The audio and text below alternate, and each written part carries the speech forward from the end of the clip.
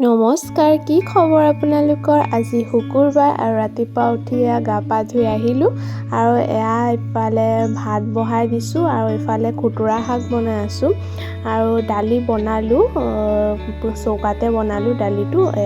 মোৰ ভাজি হৈ গ'ল আৰু ইফালে হ'ল ভাত আৰু কোমোৰা দি দালি বনাইছিলোঁ। তো এতিয়া পটাপট চবকে খাবলৈ দিলোঁ। মই যে কৈছিলোঁ আমাৰ ঘৰত মিস্ত্ৰী 4টা আহিছে, তো 2টা মিস্ত্ৰী কালি গ'ল আৰু 2টা আছিলে, তো সিহঁতক খাবলৈ দিলোঁ। তো সিহঁতি 2টাও আজি যাবগৈ। তাৰপিছত খোৱা বোৱা কৰি অকণমান ৰেষ্ট লৈছিলোঁ। তাৰপিছত ঘৰটো ঝাৰু মাৰিলোঁ।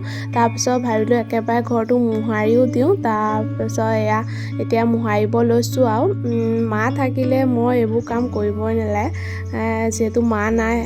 তো ঘৰটোতো আৰু লেতেৰা কৰি থ'ব নোৱাৰোঁ।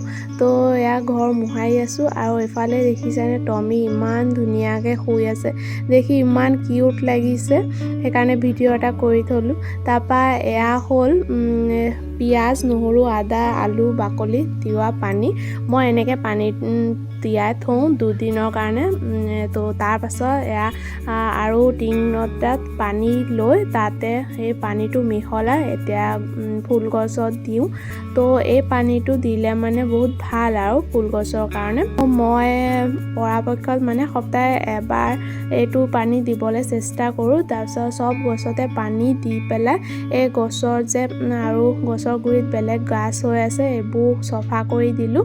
তাৰপিছত মোৰ ইনডোৰ প্লাণ্টখিনিতো ধুনীয়াকৈ পানী দি দিছোঁ। এতিয়া দেখিছোঁ ঠাণ্ডাৰ দিন, এতিয়া সদায় পানী নিদিওঁ। আৰু ইফালে দেখিছেনে এই ফুল গছজোপাত ইমান ধুনীয়াকৈ ফুলৰ কলি আহিছে।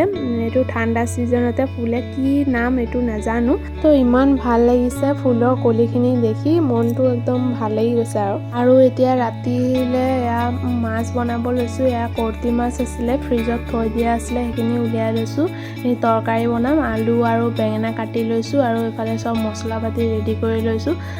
আলু আৰু বেঙেনা দি তৰকাৰী বনাম আৰু মাছটো বনাই আছিলোঁ আৰু 5টা বজাত সন্ধিয়া আহি পালে মা গৈছিলে বাৰ লগত শিলচৰ।